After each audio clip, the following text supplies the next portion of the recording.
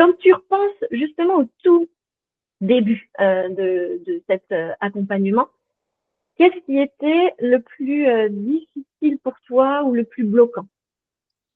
Oui.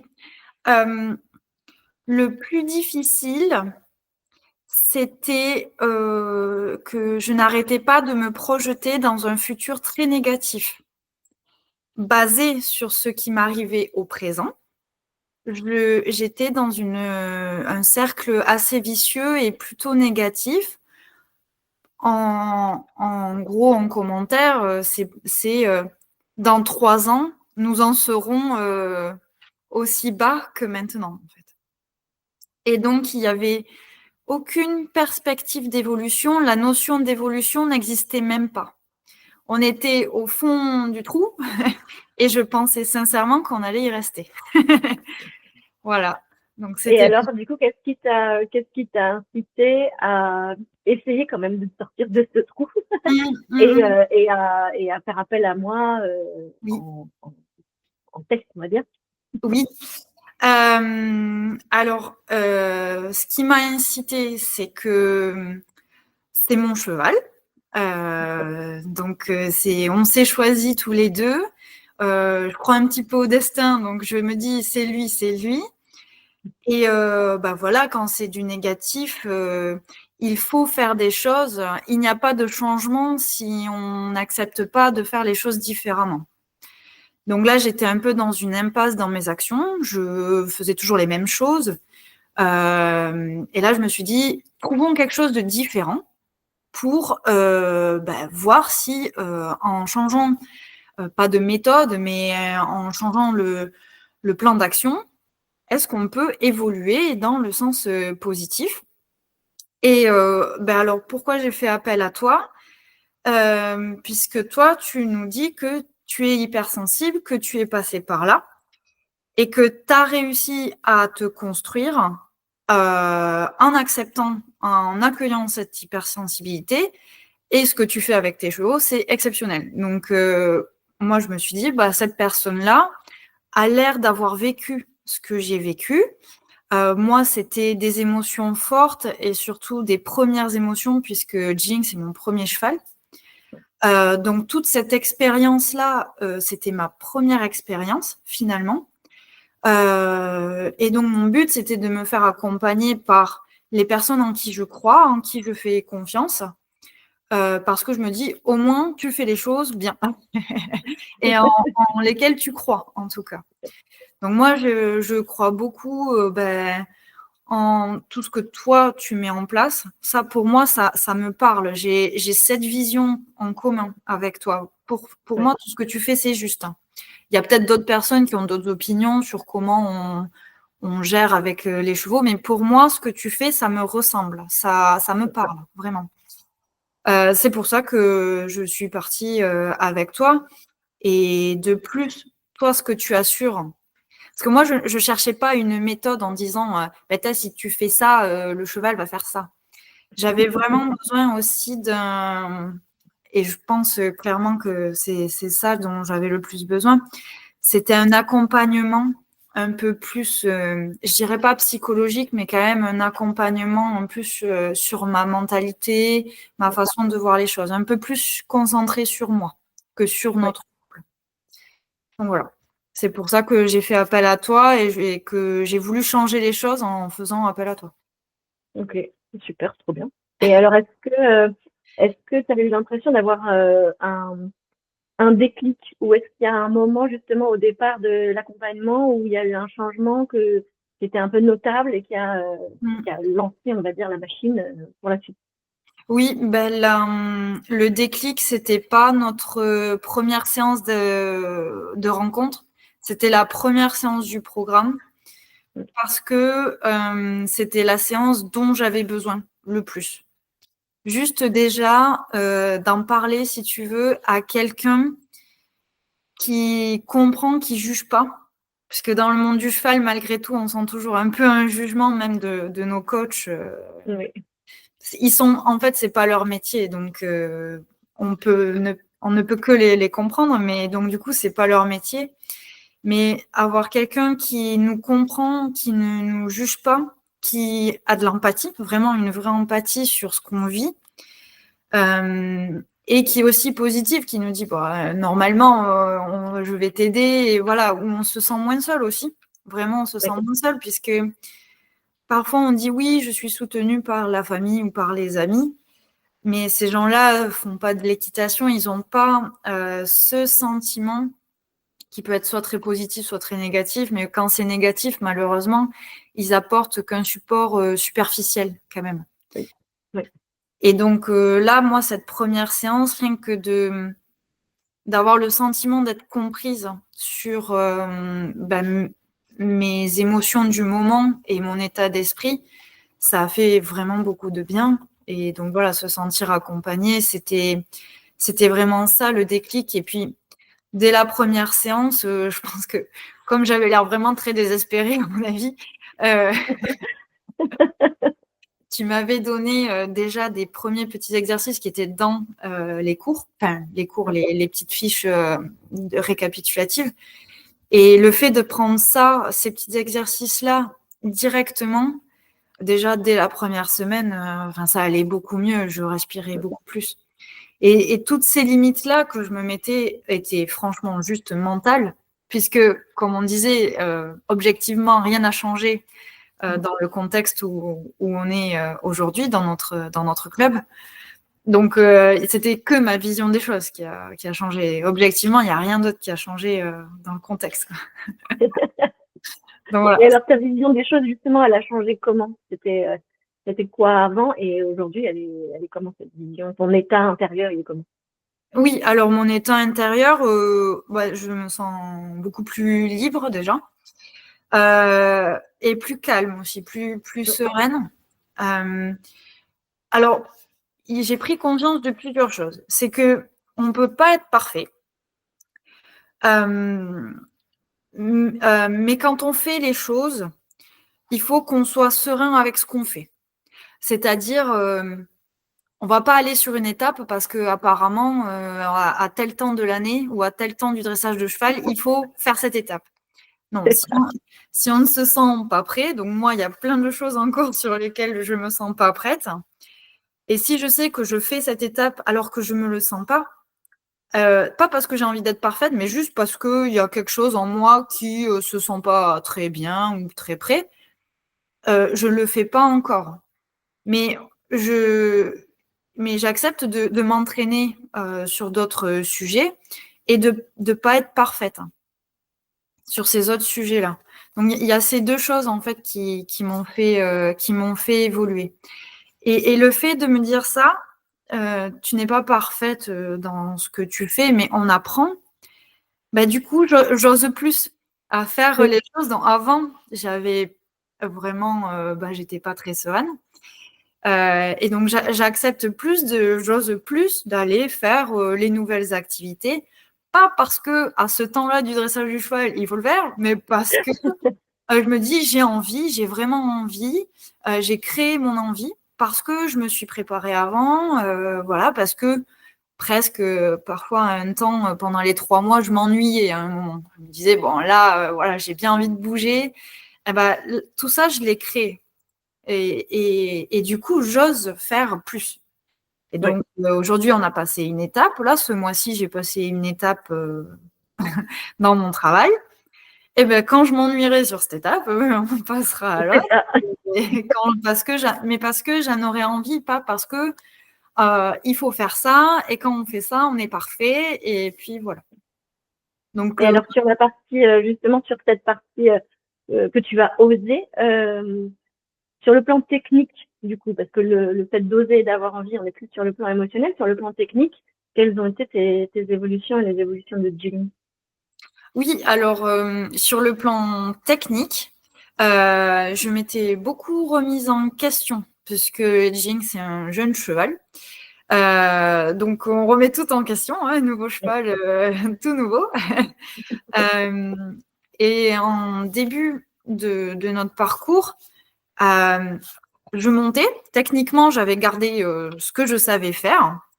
Mais j'ai perdu énormément confiance en moi sur le fait que voilà, Jing a des réactions très fortes. Est-ce que c'était ma faute? Est-ce que c'était la faute d'autre chose? Est-ce que voilà, des questions énormes. Et tout simplement pour me redonner confiance en moi et me arrêter de me lyncher à me dire tu ne sais pas monter.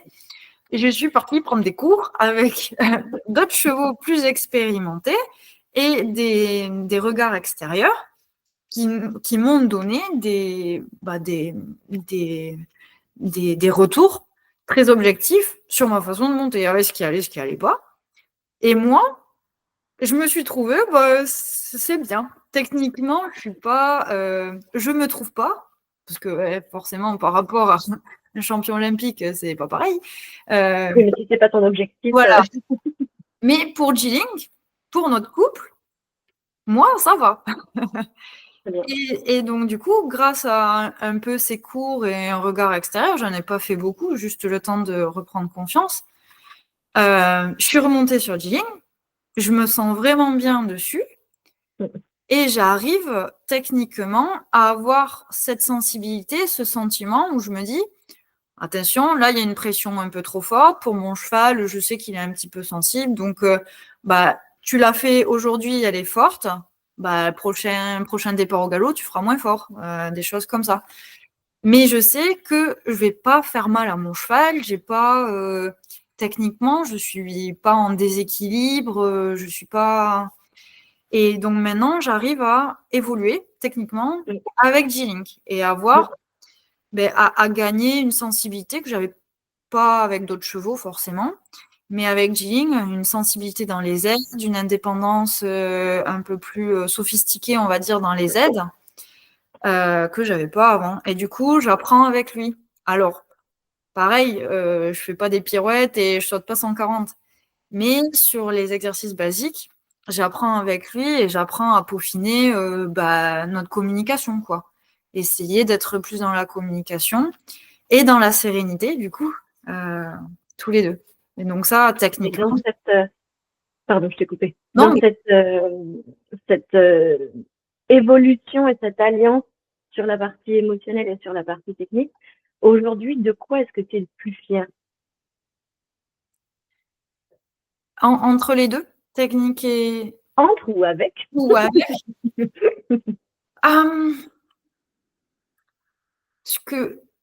Je pense que ce dont je suis le plus fière, c'est que l'on se connaisse dans le travail, en fait. On commence à se connaître à pied, on commence à se connaître dans l'entretien, entretien du box et tout ça. Et on commence à se connaître dans le travail, c'est-à-dire que je commence à savoir communiquer avec lui dans le travail, sans avoir des aides un peu théoriques, on va dire, une attitude un peu théorique. Et aussi, quand je monte dessus, je me dis, c'est vraiment mon cheval. Celui-là, c'est mon cheval. Et je me sens bien quoi, sur lui. Je sais ce qu'il me donne et je sais ce que je lui donne. Et alors oui, parfois on galère. Et parfois on fait les choses très bien. Mais on se connaît et c'est notre lien, quoi. Je monte pas sur un autre cheval.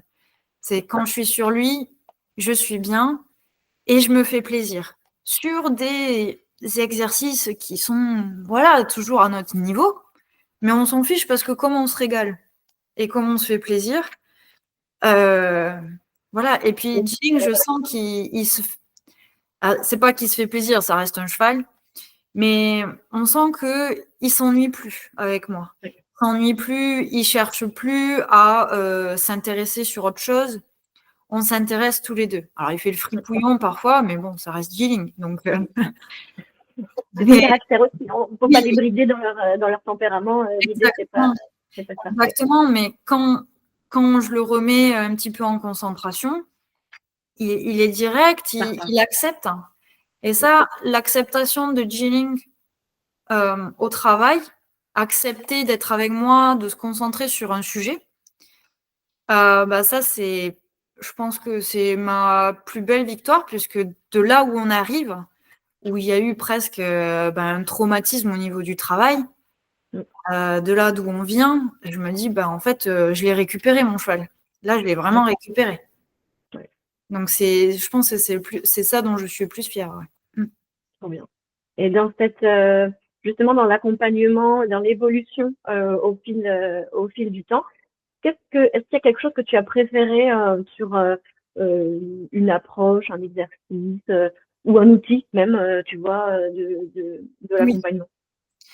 Alors, je pense, alors forcément, ça se comprend, moi, le côté émotion, j'ai tout lu, tout ça, parce que ça, moi, de mon côté, ça m'aide énormément.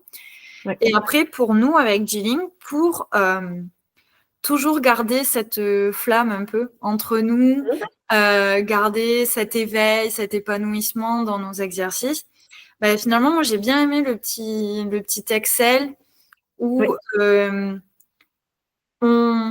comment dire, c'est un Excel qui est sympa parce qu'en fait, on cherche d'abord à se sentir stable et serein dans certaines compétences, certains exercices. Et puis après, ce qui est bien avec l'Excel, c'est que on peut se poser comme ça, réfléchir et se dire, alors, comment on pourrait faire mieux? Comment on pourrait aller plus loin sur le sujet? Et en fait, on recalibre tout. Donc, nos gros progrès, finalement, ça devient une base. Et ensuite, par rapport à cette base, on reprogresse en plus. Sans tout autant chercher une perfection et à se mettre des objectifs infernaux. C'est juste pour se faire plaisir, en fait. Et ce qui est bien aussi, c'est que ça nous aide à réfléchir sur notre façon de faire, à se dire, attends, là, je bouge beaucoup, mettons, est-ce que je pourrais faire le même ordre en bougeant, moi, ou des choses comme ça. Et ça nous aide à réfléchir, à tenter des choses aussi. Et ça, ce petit Excel, moi, j'aime bien parce que, voilà, on s'ennuie jamais. Et en fait, de la façon dont il est créé, il est construit, il n'y a pas de perfection. Il n'y a pas de colonne qui dit totalement acquis, c'est parfait, 100% nickel. C'est juste, voilà, stabilisé, acquis, voilà. C'est des choses comme ça cet Excel, voilà, il est plus juste en fait. Il est plus équilibré. Oui, c'est des termes qui, effectivement, qui enlèvent la pression. Voilà, c'est ça. Quand on a cette hypersensibilité et que donc on est perfectionniste et que parfois ce perfectionnisme, justement, nous empêche d'avancer et nous empêche d'oser. On dit, là, je ne vais pas oser, ça va pas être parfait.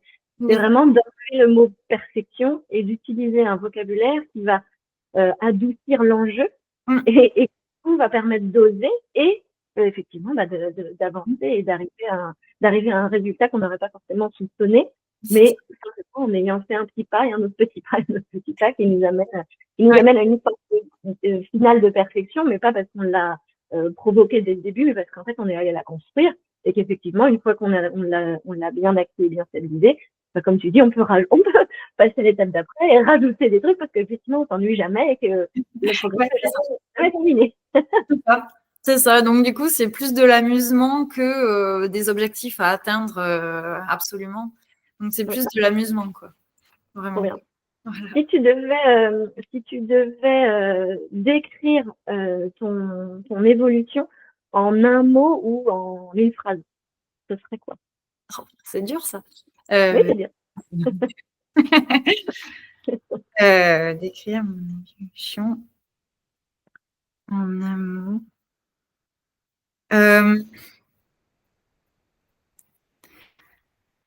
M'accepter tel que je suis. Très bien. C'est bon. On prend. Comment est-ce que tu te sens pour la suite? Pour la suite. Alors, pour la suite, je me sens déjà plutôt dans la positivité. Déjà, je me sens bien. Voilà.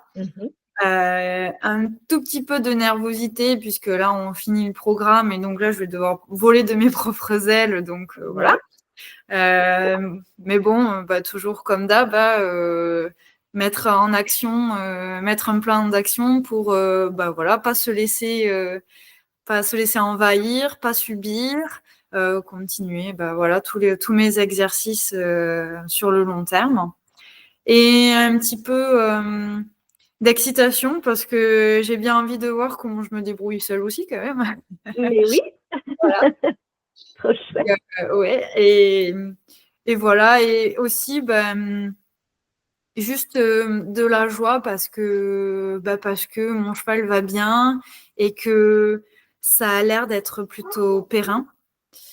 Donc voilà, garder cette pérennité pour lui, et voilà, et aussi être plus en accord avec nous-mêmes. Parfois, il y a quelques années, on suivait des choses, on n'était pas en accord. Et maintenant, on est totalement libre et serein d'esprit puisqu'on fait des choses qui sont en accord, dans lesquelles on croit. Donc, tout de suite, ça va beaucoup mieux, quoi. Et quand c'est aligné, on avance plus sereinement, effectivement. Voilà. Et donc, vas-y, si tu veux ajouter quelque chose. non, c'était juste pour dire qu'à partir de maintenant, de cette année, on fait des choses qui nous plaisent, avec lesquelles on est d'accord, au rythme où on veut. Et ça, c'est vraiment une liberté d'esprit et mentale qui fait beaucoup de bien. Voilà. C'est trop bien. Ça me fait les petits frissons sur les bras. Pour finir, si tu devais t'adresser à une cavalière qui hésiterait, tu vois, sur l'accompagnement, ou si tu peux le voir aussi comme si tu devais t'adresser à la toi d'avant l'accompagnement, tu vois, qu'est-ce que tu dirais à cette cavalière-là aujourd'hui? Oui. Que si elle ressent de la négativité ou des émotions négatives, déjà, il faut pas qu'elle en fasse abstraction. Si elle les ressent, c'est que c'est réel. C'est que vraiment, il se passe quelque chose et il faut pas fermer les yeux sur ça parce que, en fait, ça va juste s'aggraver. Sans accompagnement, sans aide juste et équilibrée, ça va juste s'aggraver et tout seul, à mon avis, ça doit être très dur de s'en sortir. Je pense que c'est possible, bien sûr, mais ça doit être très dur. Et quand on ressent ces émotions, il faut surtout, surtout pas fermer les yeux. Et faut chercher quelqu'un en qui on croit, qui peut nous aider. Moi, je pense que tes sessions de rencontres, je pense que c'est super parce que les gens qui peuvent hésiter, justement, ça les aide à prendre une décision. Mais moi, c'est vrai qu'après notre première rencontre, je n'ai plus hésité parce que, en fait, on le sent en nous-mêmes. C'est limpide, en fait. Il faut que l'on se fasse aider. C'est pas qu'on n'a pas le choix, mais c'est que si on veut s'en sortir, il faut qu'on se fasse aider. Et le fait voilà, que toi, tu aies l'expérience et que maintenant, je pense que tu as eu beaucoup de cavalières aidées, voilà, on peut s'ouvrir à toi très facilement. Et du coup, c'est ça qui aide, en fait. Déjà, c'est se faire accompagner dans l'empathie et vraiment dans le non-jugement, quoi. C'est juste ça. Déjà, ça fait énormément de bien. Et voilà, juste, il faut pas par une méthode d'équitation, genre, je vais te montrer une méthode et ton cheval va faire ça. Mais en fait, souvent, le problème quand il y a, je pense, parce que il y a aussi des exemples, mais quand il y a des problèmes en nous-mêmes, c'est-à-dire que on parle de notre cheval, on a les larmes aux yeux parce que on se sent pas bien, c'est que clairement, il faut en parler. C'est qu'il y a un vrai souci, voilà, interne, quoi. Et le mieux, c'est de se faire aider parce que franchement, on se sent quand même super mieux. Après, Après, voilà, le constat et le résultat, effectivement, voilà, que du partage, on voit l'épanouissement et l'alignement, la cohérence aussi la du chemin qui te correspond vraiment pleinement et qui donc, qui te correspond aussi à ton cheval et ce que tu lui propose de vivre avec toi et cet alignement et ce partage quand C'est ça. Vraiment, voilà, ne pas attendre parce que finalement, on a du temps avec son cheval, mais le temps où on se fait plaisir, c'est le plus important. Il faut toujours le prendre et ne pas rester seul dans un piège, quoi, vraiment, seul dans un piège avec son cheval. Parce que malheureusement, c'est pas notre cheval qui va vraiment nous aider. C'est à nous d'être plus le guide pour notre cheval. Et du coup, voilà, ce que je pourrais dire, c'est faites-vous aider, confiez-vous à quelqu'un qui comprend. Et toi, en fait, tu nous donnes des clés vraiment pour refaire un petit cheminement dans notre cerveau, revoir nos limites, revoir nos peurs. Voilà. Donc ça aide beaucoup, quoi. merveilleux, trop bien. Je suis ravie d'avoir permis ça et de constater aujourd'hui avec toi cette super évolution et toutes les perspectives que ça s'ouvre aussi pour la suite et cette excitation effectivement de savoir que c'est toi qui vas créer la suite quoi qu'il arrive. Donc il y a tout à poursuivre. C'est ça.